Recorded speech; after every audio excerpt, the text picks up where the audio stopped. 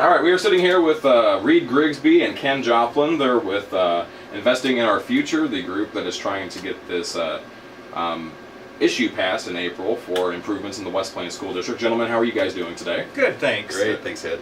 For our listeners, I know we've talked about it a handful of times already, and either one of you can talk on this.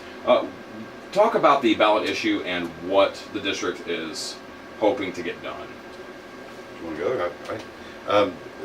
The big focus of the ballot issue is a 95-cent tax levy increase, which will ease some of the overcrowding issues that we have, especially in the K through 8 areas, by adding a new building to the campus, and that way all the grade levels will be able to roll up. Each building will lose one whole grade level, so that will provide adequate space for now on and on into the future. And what does the levy look like? What's the increase look like? It's going from basically the levy will put us at $4.59.5, just shy of $4.60 right now. It's at $3 and what is it? 3.64.5 cents. So I'm sorry. So it's going to go from $3.64.5 to $4.59.5. This puts us in an area where we feel that it's still very affordable to the residents of West Plains, and also will provide, a much needed facility to our school district. Now, people who drove through West Plains might have noticed a few signs in opposition to the proposition. One of those main complaints or main gripes with the proposal is an increase in taxes, and you just said you think that it's fairly affordable. And actually, when you guys have done your public meetings at South Fork and up here in West Plains, you've kind of laid out an increase if somebody has a car or a house, whatever they might have. Talk a bit about that. How you guys kind of figured out about how much the average person will pay. It's really kind of hard to say, and it's real important that they pull out their own tax receipt and look at their assessed value and do the formula, which is on our Facebook page and also on our website, because it can get real confusing. So, if you have an expensive house, then obviously your taxes are going to go up considerably. If you don't have a lot of personal property, or if your house is towards the lower end of the average in West Plains, then it won't change very much at all, and it should be very affordable. Ken might want to add to that. Anytime you have a tax increase, it affects people. I'm looking at it like investing in our future, where truly the only way that we can build new facility add-ons is for everybody to pay their small part of knowing that we truly are, in the future, we're going to have far better school facilities, but more importantly, we're going to have smaller classroom population where teachers can do a much better job of educating children. And of course, this all came about because of the growth of the student population in the K through 4 classrooms especially. And by moving the 4th grade to the present junior high school, we'll have K through 3 at the current elementary school. We'll have 4, 5, and 6 in the current junior high. Then we'll have 7, 8, and 9 in the old high school part that was built in 1957.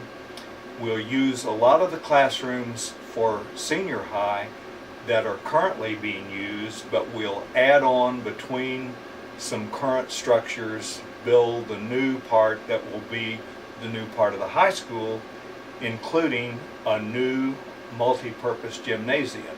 Of course, I graduated in 1964, and the current gym is the same gym that was there when I graduated in 64, that was built in 57. So we really need that new gymnasium, multi-purpose, that will seat 1,440 or 50 students, and that way we can get the entire school population in that gymnasium. Now, there's also going to be a performing arts area, is that correct? Yes. I'll talk a bit about that if you could. It's going to be a 420-seat performing arts venue, and it will be attached to the choir practice facilities and the band practice facilities. The drama and stagecraft classrooms will be right there next to the performing arts facility. Talking to Rocky Long, who's the band director at the high school now, he's extremely excited about that because he feels that it is something that will be used every day. Right now, when they have performances, especially drama, they have to rent out the Avenue Theater and bus the kids across town to have those performances. This will allow them to have a facility on site where the stagecraft classes can build their sets, where they can practice and not have to leave the campus, where the band and choir can have smaller performances, where speech and debate would be able to use that facilities for tournaments and also for practices. And so they're extremely excited about that space. Now, in total, how much is this project going to cost? I know we'll talk about the South Fork side of things here in a second, Sure. But the project in total, how much is that going to cost? It's going to cost $22.5 million. And I know some people I've seen on Facebook talking about this, and in person I've talked to. How can the district, not just necessarily raise the taxes, but how come they couldn't pay for this themselves? Do you have an answer for that? 'Cause I'm sure you guys have heard that before. I do. In the state of Missouri, the only way that you can pay for facilities for a school is through a property tax levy increase, and it's not our choice to put it on our property tax. That is the way that it's been done statewide for many years. The current tax levy takes care of maintenance and operations of our existing facilities, mainly operations, which is the biggest part of the budget, paying for teachers and staff and what have you. So if we do not pass this, if we do not get enough voters to vote yes on this and to build our facilities to ease the overcrowding, then that money will be pulled from the operations side of things in order to patch things up, in order to put and so when you start taking money out of operations, then you start talking about cutting programs, start talking about cutting positions, and that's something that we definitely do not want to happen. Now, South Fork's also going to see some changes if this passes, correct? Correct. There are currently probably 160 students in South Fork, and so they're crowded also.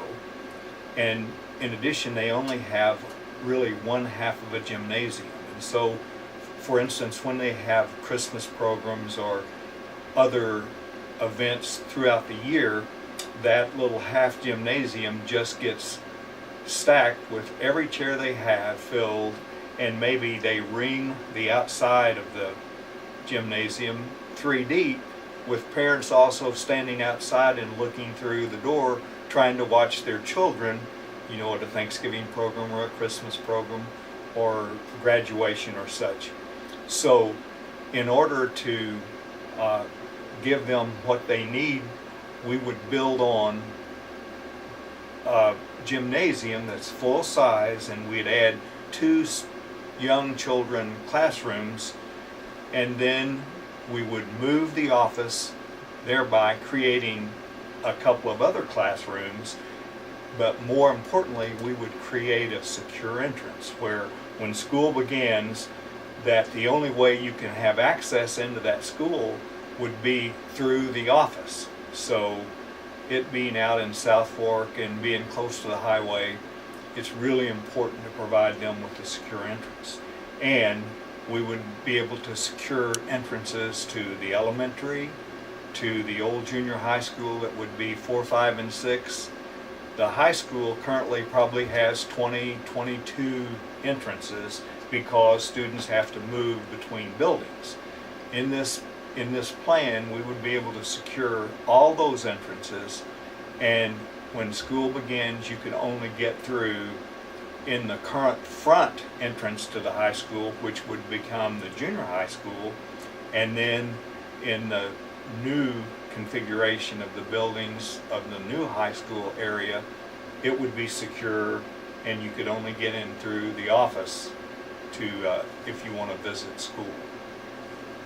Now, say there's somebody out here watching this and they're on the fence. They still don't know exactly how they're going to go. They see the importance and they see the need. They understand where you guys are coming from, but maybe they can't justify voting for that much of an increase. How would you sway somebody out there who might be kind of on the fence on this. We would hope that they would get their current 2015 county tax receipt.